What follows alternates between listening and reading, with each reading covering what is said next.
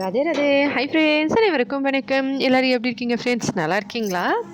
காலையில் 5 மணி நல்ல வெளிச்சமாக ஆயிடுச்சு பாருங்கள். ஒடிசாவில் வந்து வெயில் காலம் வந்த உடனே நல்லா சீக்கிரமாக பொழுது விடிஞ்சிரும். 5 மணிக்கு வந்து நான் 4 மணிக்கு எந்திரிச்சு குளிச்சுட்டு என்னோடய எல்லா வேலையும் முடிச்சுட்டு சாமி பூஜையெல்லாம் பண்ணி பகவத்கீதையும் படிச்சுட்டு 5 மணி கரெக்டாக வீட்டிலேருந்து கிளம்பும்போது ஹஸ்பண்ட் வந்து பசங்களை பார்த்துக்கிட்டோம், பசங்க எந்திரிக்கிற வரைக்கும் அவங்க கூட இருக்கட்டும்னு சொல்லிட்டு அம்மாவும் நானும் மட்டும் ஃபஸ்ட்டு போயிட்டு கடை வேலை பார்க்கலாம் அப்படின்னு சொல்லிட்டு கிளம்புனோம். ஹஸ்பண்ட் வந்து என்னையும் அம்மாவையும் வந்து வீட்டில் விட்டுட்டு கடையில் விட்டுட்டு அதுக்கப்புறமா அவர் வந்து மறுபடியும் வீட்டுக்கு வந்து பசங்க கூட கொஞ்ச நேரம் படுத்துட்ருப்பார்.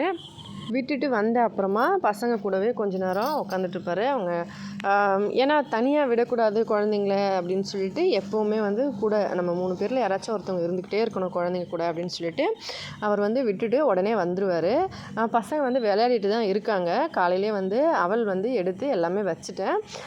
ஒரு 6 மணி ஆயிருக்கு. 8 மணி மேலே தான் சாப்பிடுவாங்க. அதுக்குள்ளே வந்து அம்மா வந்து வந்துடுவாங்க கடையிலேருந்து. அதுக்குள்ளே ஹஸ்பண்டும் வந்து அம்மாவை விட்டுட்டு அவர் வீட்டுக்கு வந்துடுவார். அதுக்கப்புறம் அம்மா வந்து அவள் கொடுத்துருவாங்க பசங்களுக்கு.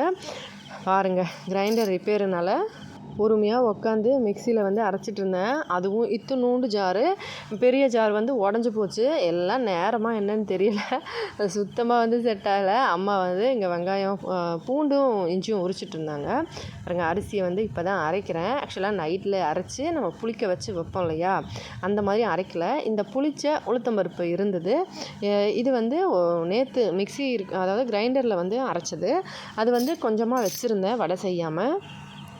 அதையே வந்து நம்ம சேர்த்து செஞ்சுக்கலாம் அப்படின்னு சொல்லிட்டு சாஃப்ட்னஸ் வரத்துக்கு கொஞ்சம் அவலையும் போட்டு அரைச்சி உளுத்தம்பருப்பு மாவு வந்து இதுக்குள்ளே கொட்டி நல்லா கலந்து, அதாவது கையில் வந்து நல்லா மிக்ஸ் பண்ணி வச்சிட்டோம்னா ஒரு அரை மணி நேரத்தில் லைட்டாக புளிச்ச மாதிரி ஆகிடும். அதுக்கப்புறமா வந்து இட்லி நல்லா சாஃப்ட்னஸ் வரும். ஒடிசாவில் ஆக்சுவலாக இந்த மாதிரி தான் செய்வாங்க. ஆனால் வந்து என்ன பண்ணுவாங்கன்னா பச்சரிசியில் செய்வாங்க. நான் வந்து சரி அதையே ட்ரை பண்ணலாம் அப்படின்னு சொல்லிட்டு செஞ்சேன். நம்ம ஊர் சாஃப்ட்னஸ் வரல, ஜஸ்ட் லைட்டாக சாஃப்ட் இருந்துச்சு. சரி பரவாயில்ல, இன்றைக்கி அட்ஜஸ்ட் பண்ணிடலாம் அப்படின்னு சொல்லிட்டு மசால் வடை செஞ்சுருந்தேன். அதுக்கப்புறம் பூரி, இட்லி 50 இட்லி செஞ்சுருந்தேன்.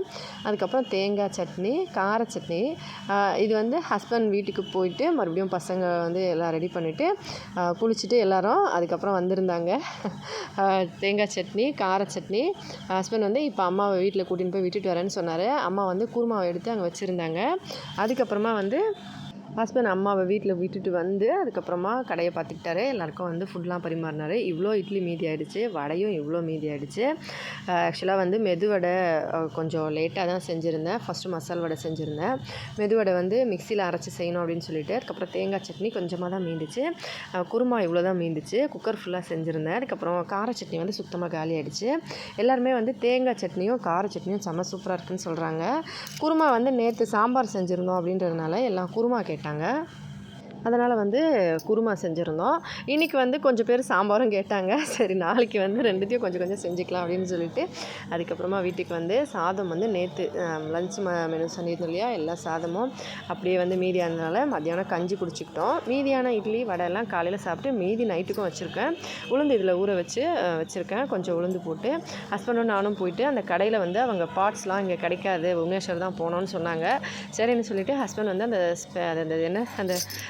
ஸ்பேனர் மாதிரி இருக்கும், அதெல்லாம் என்னென்னமோ வாங்கிட்டு வந்து எல்லாத்தையும் வந்து ரெடி பண்ணி ஓரளவுக்கு ஓட வச்சுட்டாரு.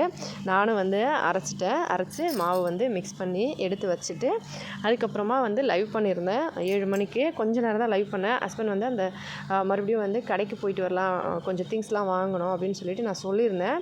அதனால் வந்து இப்போ போகலாமான்னு சொல்லி நான் கேட்டேன். சரின்னு சொன்னார். 2 பேரும் பசங்களும் வந்தாங்க. சரின்னு சொல்லிட்டு இப்போ கிளம்புறோம்.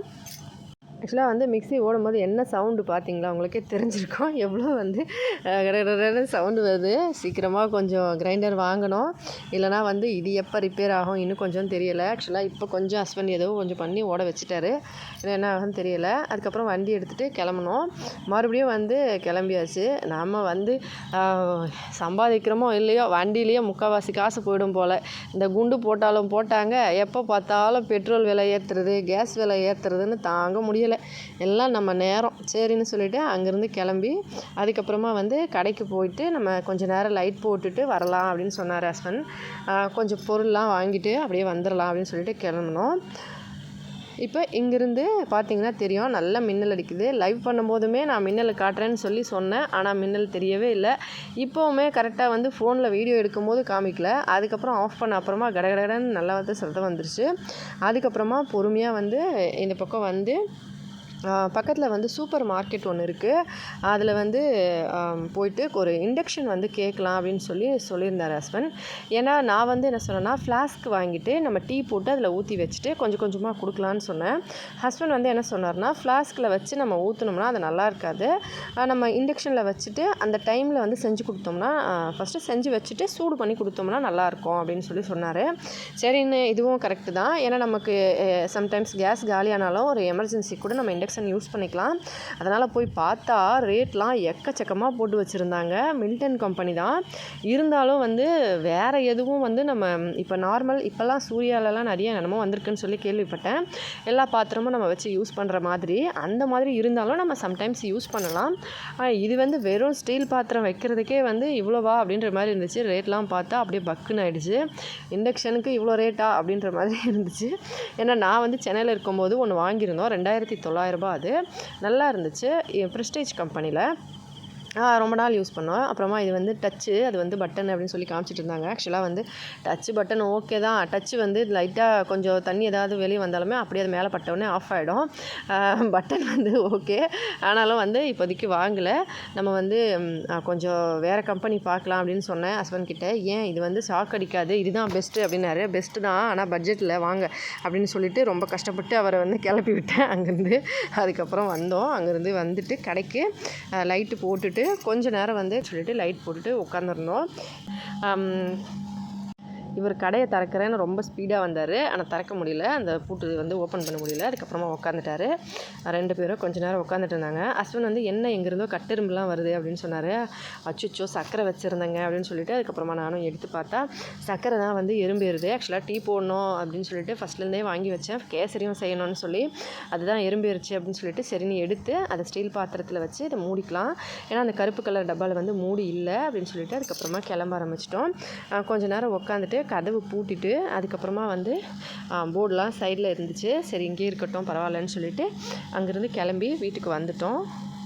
வீட்டுக்கு வந்த உடனே ஹஸ்பண்ட் வந்து மத்தியானம் ஈவினிங் டைமில் வந்து வீட்டுக்கு போயிட்டு வந்திருந்தார் பசங்க சர்டிஃபிகேட் விஷயமா.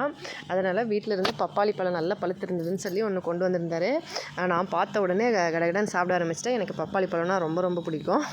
பெரியவனும் என்ன மாதிரி தான், அவனுக்கும் பப்பாளி பழம் ரொம்ப ரொம்ப பிடிக்கும். ஆக்சுவலாக நேச்சர் ஃபுட்ஸு சாப்பிட்றதுல சின்னவனுக்கு வந்து அதெல்லாம் பிடிக்காது. அவர் சாக்லேட்டு பிஸ்கட்டு இந்த மாதிரி ஐட்டம்ஸ்லாம் சாப்பிடுவான். மற்ற பொருட்களை இதெல்லாம் பாருங்கள் வேண்டான்றான். அந்த மாதிரி இவனுக்கு வெறும் அந்த சாக்லேட்ஸ்லாம் சாப்பிட்டு தான். அதனால தான் தெரியுமே அந்த பல்லை பார்த்தாலே எல்லாருக்குமே.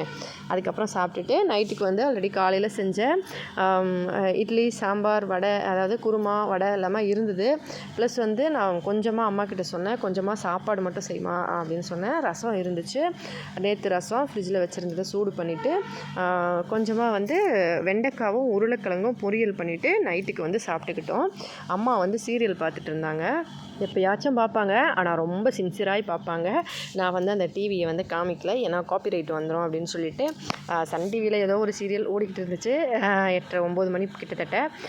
வீடியோ பிடிச்சிருந்தால் லைக் பண்ணி ஷேர் பண்ணி சப்ஸ்கிரைப் பண்ணுங்கள். ஹெல்தியாக சாப்பிட்டு சந்தோஷமாக சேஃபாக பத்திரமா வருங்க.